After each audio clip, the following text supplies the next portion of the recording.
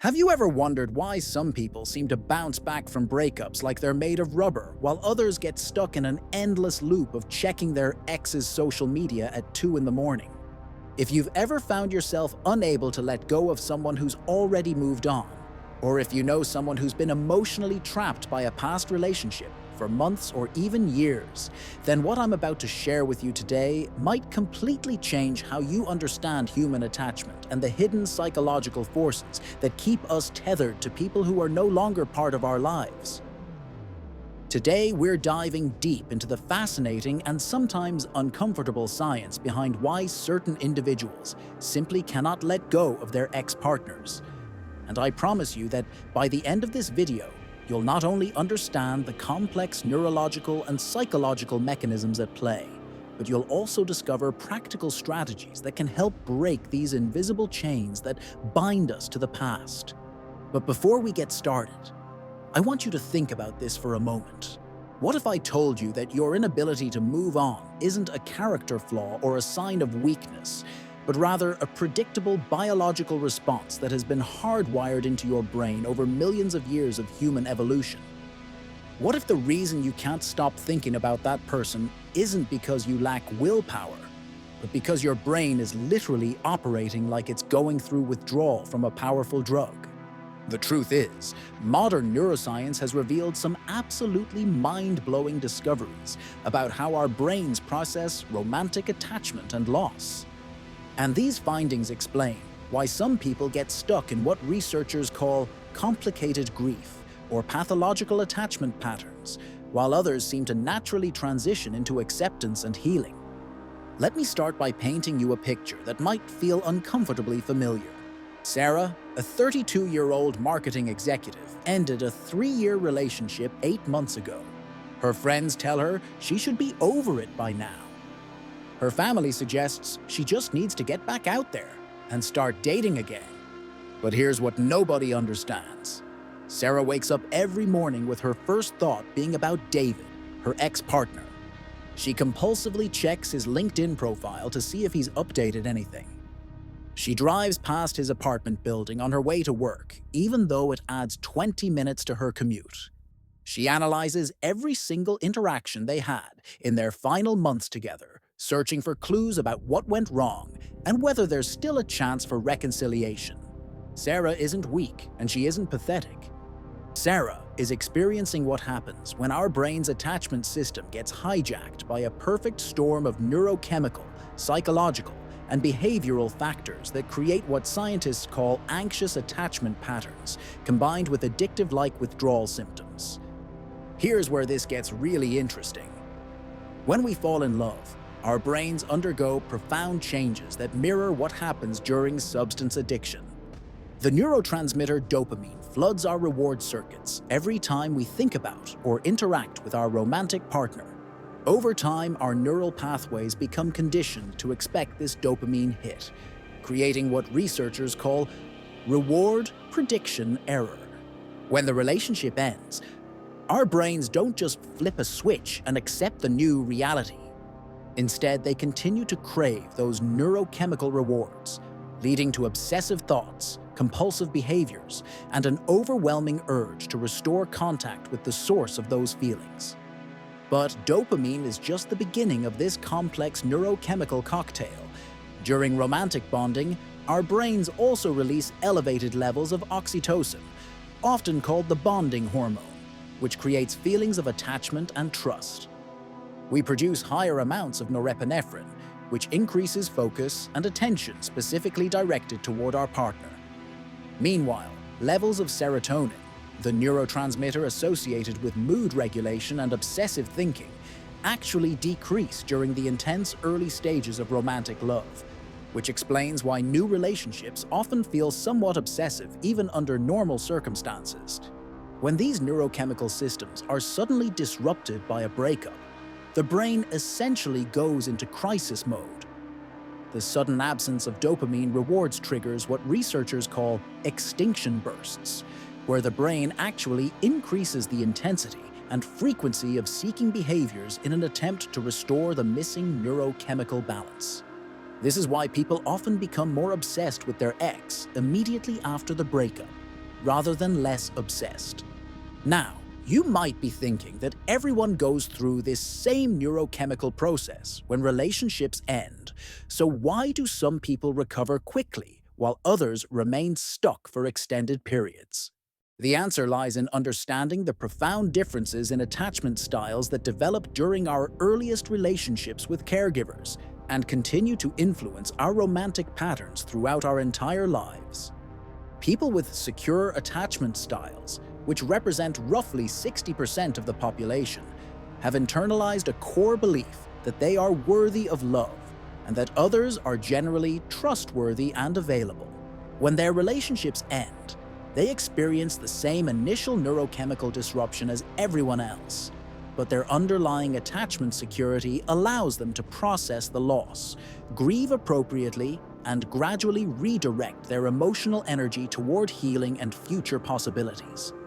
However, individuals with anxious attachment styles, representing approximately 20% of the population, have developed a fundamentally different relationship with love and loss. These individuals often experienced inconsistent caregiving during childhood, where affection and attention were unpredictable or conditional. As adults, they tend to be hypervigilant about relationship threats, constantly seeking reassurance from their partners and deeply fearful of abandonment. When someone with anxious attachment experiences a breakup, their nervous system interprets the loss as a survival threat. Remember, from an evolutionary perspective, being abandoned by your social group could literally mean death, so our brains are wired to treat relationship loss as an emergency situation. For anxiously attached individuals, this emergency response system becomes chronically activated, flooding their bodies with stress hormones like cortisol and adrenaline that make it nearly impossible to think clearly or make rational decisions about the relationship. This is where the psychology gets even more fascinating. People who can't let go of their exes often develop what researchers call intermittent reinforcement patterns with their former partners. Maybe their ex responds to 1 out of every 5 text messages.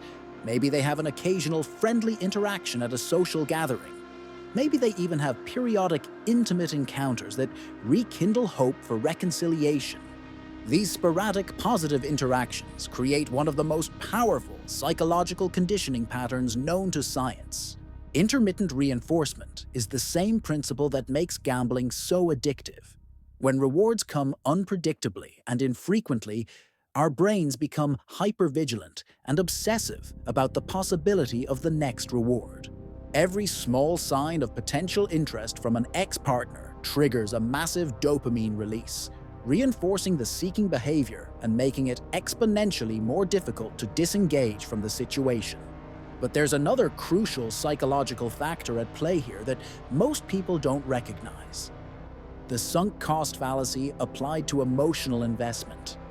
When we've spent months or years building a life with someone, investing our time, energy, emotions, and often our identity in the relationship, our brains struggle to accept that this investment might be permanently lost.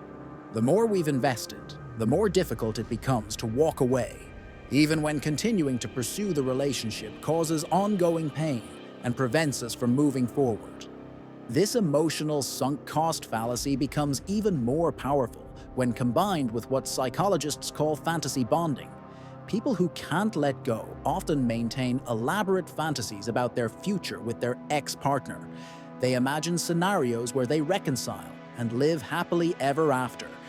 They rewrite their relationship history, minimizing conflicts and maximizing positive memories.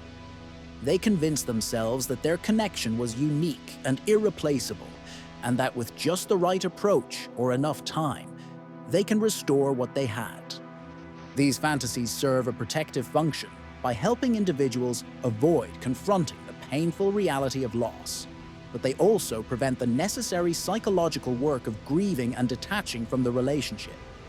Instead of processing their emotions and gradually accepting the new reality, they remain emotionally invested in a version of their ex-partner and their relationship that may never have truly existed. Now, let's talk about the role that trauma bonding plays in situations where people simply cannot detach from unhealthy relationships. Trauma bonding occurs when intense emotional experiences, both positive and negative, create powerful psychological connections between individuals. If a relationship involved cycles of conflict, followed by passionate reconciliation, or periods of emotional distance followed by intense intimacy, these emotional extremes can create neurochemical addiction-like patterns that make the relationship feel more intense and meaningful than healthier, more stable connections. People who have experienced trauma bonding often describe their past relationships as feeling like the most real or authentic love they've ever experienced, even when those relationships were objectively dysfunctional or harmful. This happens because the neurochemical highs and lows create such intense feelings that normal, healthy relationships can feel boring or less significant by comparison. The social and cultural context also plays a significant role in determining who struggles to let go after breakups. In cultures that emphasize individual achievement and self-reliance, people may feel additional shame about their difficulty moving on, which can actually prolong the attachment process. Social media has created unprecedented opportunities for what researchers call surveillance behaviors, where individuals can continuously monitor their ex-partner's activities, preventing the natural fading of emotional connection that would have occurred in previous generations.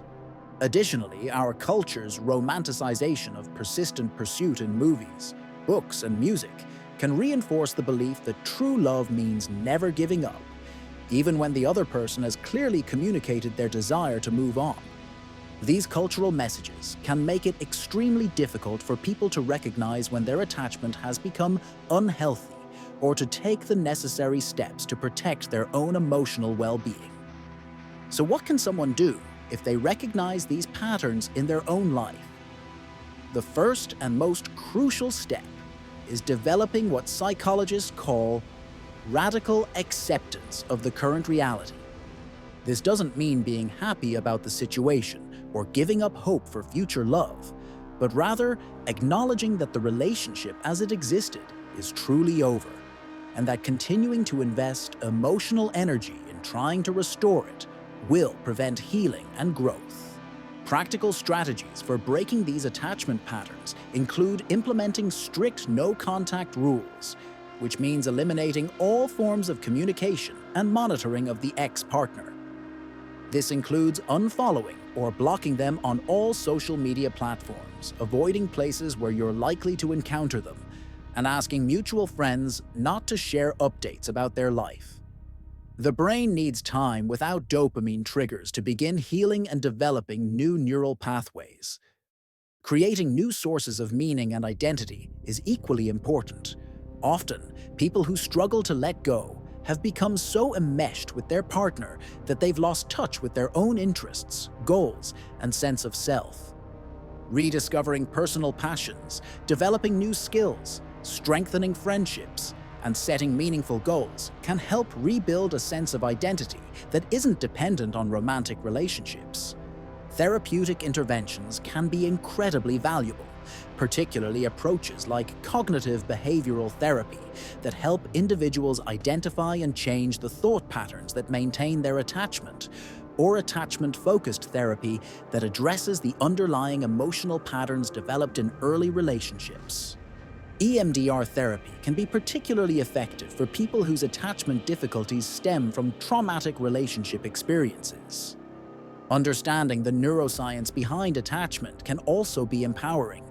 When people realize that their struggle to let go isn't a personal failing, but a predictable response to neurochemical and psychological factors, they often feel less ashamed and more motivated to take concrete steps toward healing.